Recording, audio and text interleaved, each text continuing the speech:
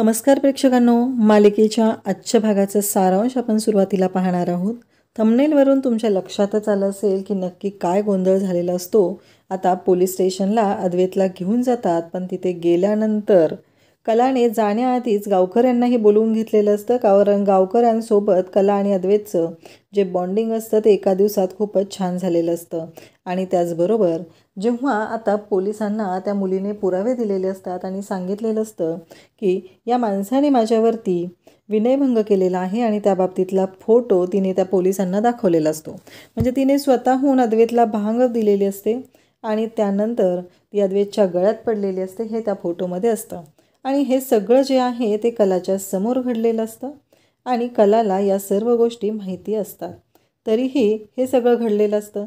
त्यामुळं कला इथे विचार करत असते की ह्या मुलीनं जे काही केलेलं आहे ते विरोधात केलेलं आहे, पण यामागे तिच्या पाठीशी कुणीतरी खंबीरपणे उभा आहे. त्यामुळं कला त्या ज्याने फोटो काढलेले आहेत त्या फोटोग्राफरला बोलवते आणि त्या मुलीचा तिथल्या तिथे बँड वाजवते. कारण त्या फोटोग्राफरला पोलिसी दांडका पोलिसी खाक्या मिळताच तो पोपटासारखा घडाघडा बोलायला लागतो आणि त्याने अद्वैतवर चुकीचे आरोप केलेले आहेत या गोष्टीचा उलगडा होतो. तर हे सगळं कलाच्या भन्नाट युक्तीमुळे झालेलं आहे. आणि या सगळ्यामध्ये नाक खुपसायचं काम करणारी असते ती रोहिणी. आणि रोहिणीने खूप मोठं कांड केलेलं असतं, पण तिचं कांड हे तिच्याच अंगावर उलटलेलं असतं. हे सगळं आपल्याला पुढे या व्हिडिओमध्ये पाहायला मिळणार आहे. त्यासाठी हा व्हिडिओ शेवटपर्यंत पहा. तर इकडे आता डॉक्टर सौरभचा नैनाला कॉल आलेला असतो आणि डॉक्टर सौरभ नैनाला म्हणत असतात की तुला माहिती आहे का, तुमच्या घरातली महान व्यक्ती आली होती तुझ्यानंतर हॉस्पिटलमध्ये. नैना म्हणते, कोण? कला. आणि नैनाला त्या सेकंदात कळतं की महान व्यक्ती म्हणजे कोण आहे, तर कला. कला ही डॉक्टर सौरभ यांच्या हॉस्पिटलमध्ये पोहोचली होती. म्हणजे नक्की काय झालेलं? मग ती डॉक्टर सौरभला विचारू लागते, मग तू काय केलंस, तू सांगितलंस का तिला सगळं? इथे सौरभ म्हणू लागतो, हो मी सांगितलं तिला सगळं. नैनाची अगदी वाट लागलेली असते, तिला कळायचं बंद झालेलं असतं. ती म्हणत असते, काय तू तिला सगळं सांगितलंस? तेव्हा सौरभ म्हणत असतो, हो कसं आहे, तू मला पैसे देत नाही आहे ना वेळेवर, मग मला सांगावं लागलं तिला. तेव्हा मात्र नैनाची घाबरगुंडी उडालेली असते. नैना म्हणत असते, काय बोलतोस तू हे? तेव्हा तो म्हणतो, आता सध्या तरी सांगितलेलं नाही, पण यानंतर जेव्हा तू माझ्याबरोबर चुकीचं वागशील, मला पैसे देणार नाहीस, तेव्हा मात्र मी सगळं सांगून टाकणार आहे. आणि इकडे आता आबा त्याचबरोबर अद्वैत चहा घेत असतात. आबा म्हणत असतात की असल्या थंडीच्या दिवसात एवढा गरमागरम चहा हातात आला की बरं वाटतं. आबा खुश झालेले असतात आणि आबा म्हणत असतात की काय झालं. आणि तेवढ्यातच इन्स्पेक्टर शिंदे तिथे आलेले असतात आणि आबा एकदम आबांचा थरकाप उडतो आणि आबा उठतात आणि म्हणतात, तुम्ही इथे नक्की काय झालेलं आहे असं आबा त्यांना विचारू लागतात. तेव्हा ते म्हणतात की आमच्याकडे अद्वैत चांदेकर यांच्या विरोधात कंप्लेंट आलेली आहे. हे ऐकता क्षणी आबांना धक्का बसतो. आबा म्हणतात की काय झालं नक्की, म्हणजे कशाबद्दल तुम्ही बोलत आहात?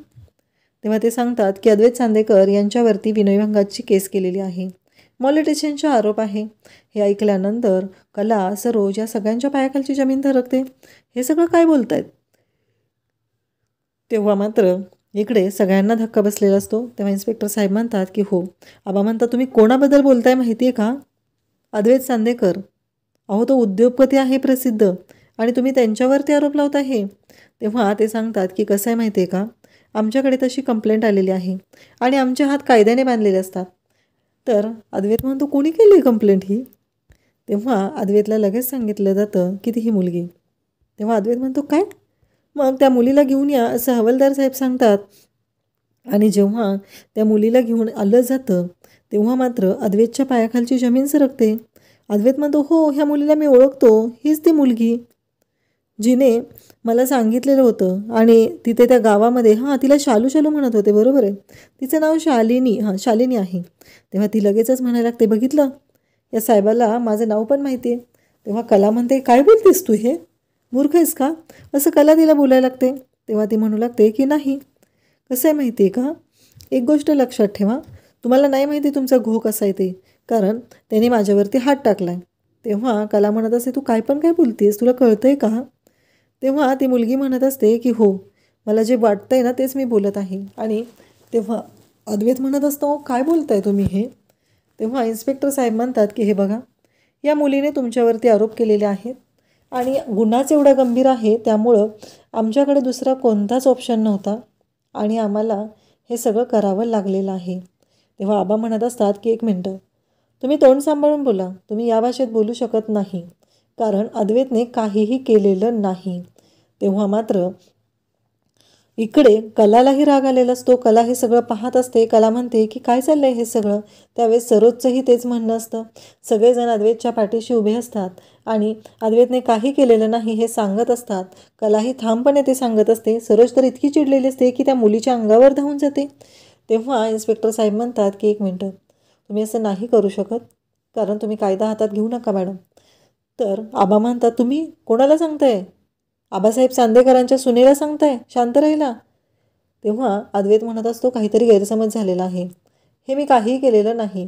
तेव्हा ती मुलगी म्हणत असते की खोटं बोलतोय हा माणूस, या माणसाने मला फसवलेलं आहे. तेव्हा कला म्हणत असते की आम्ही तिथे गेल्यापासून आम्ही एकत्रच होतो, तू काय बोलतेस हे सगळं? तेव्हा ती मुलगी म्हणत असते की नाही, हे सगळं खोटं बोलतायत, यांनी मला फसवलेलं आहे, माझा वापर करून घेतलेला आहे. तेव्हा अद्वैत म्हणत असतो, अगं तू काही काय बोलतेस, तुझ्या लक्षात येतंय का तू काय बोलतेस, याबद्दल काय तुला जाणवतंय का? तेव्हा मात्र इकडे राहुल आणि रोहिणी यांना भलताच त्यांना खूप भारी वाटत असतं. त्यांचं असं म्हणणं असतं की आत्ता कसा अद्वैत सापडला, तावडीत सापडला चांगला, आता त्याला सोडायचा नाही, कारण अद्वैतनं जो गुन्हा केलेला आहे त्या गुन्ह्याची शिक्षा तर त्याला झालीच पाहिजे असं त्यांचं ठरलेलं असतं. आणि मग इकडे ती मुलगी म्हणत असते की अहो हे सगळे खोटं बोलतात, यांनी माझ्या अंगावर हात टाकला आहे. तेव्हा अद्वैत म्हणतो, अगं तू काय बोलतेस, कळतंय का तुला, आणि मी काहीच केलेलं नाही आहे. तेव्हा इन्स्पेक्टर साहेब म्हणतात की हे बघा, आमच्याकडे पुरावा आहे. तेव्हा आबासाहेब म्हणतात की तुम्ही बिनबुडाचे आरोप करताय, या कोणत्याही गोष्टीला अर्थ नाही. तेव्हा मात्र इन्स्पेक्टर साहेबांचं म्हणणं असतं की नाही, मी बिनबुडाचे आरोप करत नाही. हे ऐकल्यानंतर इकडे सरोज भयानक चिडलेली असते. अहो तुम्ही कोणाबद्दल बोलताय, तुम्हाला माहिती आहे का, हा अद्वैत चांदेकर आहे आणि माझा मुलगा असं करणं शक्यच नाही. तेव्हा रजनी सरोजला सांभाळते. सरोजला म्हणते, वहिनी थांबा थोड्या वेळ, होईल सगळं. आबा म्हणतात की एक गोष्ट लक्षात ठेवा, तुम्ही असे आरोप करू शकत नाही. तेव्हा ते म्हणतात की हे बघा, कसं आहे, आम्हाला त्यांना पोलीस स्टेशनला चौकशीसाठी घेऊन जावंच लागेल. काय आहे माहिती आहे का तुम्हाला, केसच अशी आहे की आमचे हातही कायद्याने बांधलेले गेलेले आहेत आणि आम्हीही काहीच करू शकत नाही. त्यामुळं अद्वैत चांदेकर यांना आम्हाला पोलीस स्टेशनला चौकशीसाठी न्यावंच लागेल. आबा म्हणतात की तुम्ही जरा अति करताय, कारण आमच्या नातवाने असं केलेलंच नाही. तुम्ही आबासाहेब चांदेकरांच्या संस्कारांवरती बोट दाखवताय, कळतंय का तुम्हाला? तेव्हा इन्स्पेक्टर साहेबांचं म्हणणं असतं, हो बरोबर आहे आबासाहेब, पण आमच्याकडे तसे पुरावे आहेत. तेव्हा अद्वैत म्हणत असतो, काय बोलताय तुम्ही, कसले पुरावे आणि काय केलं आहे मी? अद्वैतचं हे म्हणणं असतं. इन्स्पेक्टर साहेब मात्र पुरावे घेऊनच आलेले असतात आणि तिथले जे फोटोज आहेत ते दाखवले जातात. कारण अद्वैतच्या हातामध्ये ताळीचं जे मडकं असतं ते असतं. अद्वैत ताडी पित असतो आणि ती मुलगी अद्वैतला सावरत असते, कारण अद्वैत तिच्याजवळ गेलेला असतो. खरं तर ती ताडी तिनंच अद्वैतला दिलेली असते आणि अद्वैतला प्यायला सांगितलेली असते. आणि जेव्हा अद्वैतचा तोल जातोय हे तिच्या लक्षात आलेलं असतं, तेव्हा मात्र तिने अद्वैतला सावरण्याचं नाटक केलेलं असतं. त्याचबरोबर अद्वैतचा तोल गेल्यानंतर अद्वैत थोडासा तिच्या अंगावरती घसरलेला असतो. आणि त्याचबरोबर हे सगळं जेव्हा घडत असतं तेव्हा मात्र इकडे राहुल हसत असतो. तो म्हणत असतो, आता खरी मजा येणार. तर हे सगळं जेव्हा घडत आहे तेव्हा मात्र अद्वैतला कळतच नाही की हे काय झालेलं आहे. त्याचवेळी इकडे आबा म्हणत असतात की तुम्ही चुकीचे आरोप करताय. हे जरी फोटो तुम्ही दाखवलेले असले, तेव्हा कला उभी राहते आणि कला म्हणू लागते की तुम्ही जे काय आत्ता आरोप करत आहात ना, ते पूर्णपणे खोटे आहेत. त्याचबरोबर इकडे रोहिणी आणि राहुल यांना खूप आनंद झालेला असतो. तर ती म्हणू लागते की काहीही झालं तरी आता आपण या ठिणगीला त्याच्यात वारा घालायचा आणि वणवा पेटवायचा. तेव्हा आता हे बोलणं चालू असतं आणि त्याचवेळी तिथे इन्स्पेक्टर साहेब म्हणतात की काहीही झालं तरीही आम्हाला स्टँड घ्यावाच लागणार आहे, अद्वैत चांदेकर तुम्हाला घेऊन जावंच लागणार आहे. तेव्हा कला उठते आणि कला म्हणू लागते की तुम्ही काय बोलताय, तुम्हाला कळतंय का? मी आत्ता तुमच्या सगळ्यांच्या समोर सांगत आहे की अद्वैतसोबत मी तिथं होते. अद्वैतनं असं काहीही केलेलं नाही. आणि त्याचबरोबर अद्वैतने जे काही तुम्हाला आता वाटत आहे त्या बाबतीतलं काहीही घडलेलं नाही. कारण फक्त मीच अद्वैतसोबत तिथं होते. आणि हे तुम्हाला जे फोटो दाखवलेले आहेत हे दिशाभूल करण्याचा प्रयत्न केलेला आहे. अशी कोणतीही गोष्ट तिथं घडलेली नाही. हे कला स्पष्टपणे अद्वैतच्या पाठीशी उभी राहून सांगत असते. तेव्हा मात्र इन्स्पेक्टर साहेबांना कला म्हणत असते की मी अद्वैत चांदेकरची बायको आणि बायको या नात्याने मी सांगत आहे. कारण काहीही झालं तरी अद्वैतने असं काही केलेलं नाही. आणि नवरा कसा आहे ही गोष्ट फक्त एका बायकोलाच माहिती असते आणि फक्त तीच ती गोष्ट सांगू शकते. तुम्हाला माझ्यावर विश्वास ठेवावाच लागेल असं कला स्पष्टपणे बोलत असते. तेव्हा मात्र इन्स्पेक्टर साहेब म्हणतात मॅडम हे तुमचं माझं म्हणणं झालं. त्याचबरोबर इकडे इन्स्पेक्टर साहेब म्हणतात की आम्हाला यांना अटक करावीच लागेल. तेव्हा मात्र इकडे कला म्हणत असते की तुम्ही जे बोलताय त्या बोलण्याला अर्थ नाही. कलाला मात्र खूप राग आलेला असतो. कला म्हणत असते थांबा, तो काही गुन्हेगार नाही, त्याच्यावरील आरोप सिद्ध झालेले नाही आहेत. तुम्ही चौकशीसाठी घेऊन जाताय ना, चांदेकरला तुम्ही या पद्धतीने घेऊन जाऊ शकत नाही. हवालदारांनी अद्वैतचा हात पकडलेला असतो आणि कला त्याला सांगत असते तुम्ही हात सोडा, तुम्ही अजिबात असं घेऊन जाऊ शकत नाही. आणि कला जेव्हा हे बोलते तेव्हा मात्र इकडे इन्स्पेक्टर साहेबांच्या लक्षात येतं की आपलं चुकतं आहे, आपण या पद्धतीनं त्यांना घेऊन जाऊ शकत नाही. तेव्हा कला म्हणत असते की मीही त्याच्याबरोबर येईल. त्यावेळेस सरोज म्हणते की मीही येईल. आणि मग आई आणि बायको ज्याच्या पाठीशी खंबीरपणे उभी आहे त्या माणसाला भिण्याची भीती काय आहे? कारण त्या दोघींचा त्याच्यावरती विश्वास आहे की तो कसा आहे. त्यामुळं अद्वैत निर्दोष आहे याबद्दल खात्री तर आबांनाही आहे आणि त्याचबरोबर बाकीच्या लोकांनाही खात्री पटणार असते. इकडे आपल्याला पाहायला मिळतं की राहुल आत येतो आणि आत आल्यानंतर तो एक गोष्ट करतो, तो म्हणजे मीडियाला फोन करतो आणि म्हणतो तुम्हाला जर ब्रेकिंग न्यूज हवी असेल तर आत्ताच तुम्ही पोलीस स्टेशनच्या तिथे जा. अद्वैत चांदेकरच्या बाबतीत तुम्हाला खूपच मोठी ब्रेकिंग न्यूज मिळणार आहे आणि तुम्ही लवकरात लवकर तिकडे जा. हे सांगितल्यानंतर जेव्हा तिथे रोहिणी येते आणि रोहिणी म्हणू लागते की हे खरंच भारी केलेलं आहे. इकडे पोलिसांनी गावातील त्या बायकांना बोलवलेलं असतं, त्या माणसांना बोलवलेलं असतं आणि त्याचबरोबर इकडे मीडियाची लोकही तिथं आलेली असतात. आणि कलाने ते सांगितलेलंच असतं की आम्ही ज्या गावात राहिलो होतो तिथल्या लोकांनाही तुम्ही बोलवून घ्या. मग अद्वैत, कला आणि सरोज तिथं आलेले असते. अद्वैतला धक्का बसतो, मीडियावाले इथं का पोचलेले आहेत? सरोज म्हणते की अद्वैत तुझ्यावरती आरोप अजून तिथं मान्य पण झालेले नाहीत. पण हे सगळं काय घडतंय? म्हणजे या सगळ्या गोष्टी काय आहेत? काहीही झालं तरीही हे आरोप सिद्ध होण्याआधीच हे सगळं अशा पद्धतीनं कसं काय घडू शकतंय? हा प्रश्न इकडे कला आणि अद्वैत या सगळ्यांनाच पडलेला असतो. तेव्हा ती लोकं का आलेली आहेत? त्याचबरोबर हे सगळं काय घडतंय? या सगळ्या गोष्टींमुळंच आता एक मोठी गोष्ट घडणार असते.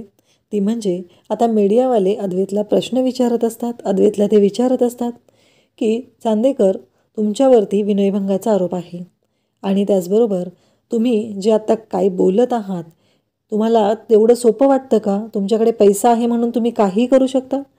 आजपर्यंत तुमच्याकडे लोक प्रतिष्ठित म्हणून तुम्हाला पाहत होती आणि आज हे सगळं काय घडतंय? तुम्ही शेवटी काय केलेलं आहे? हे सगळं बोललं चालू असतं. तेव्हा मात्र कलाही तिथं असते. अद्वैतला वाईट वाटतं. ते म्हणतात की आबासाहेब चांदेकर यांच्या संस्कारांना तुम्ही गुंडाळलेला आहे. हे सगळे आरोप त्यांच्यावरती केले जात असतात.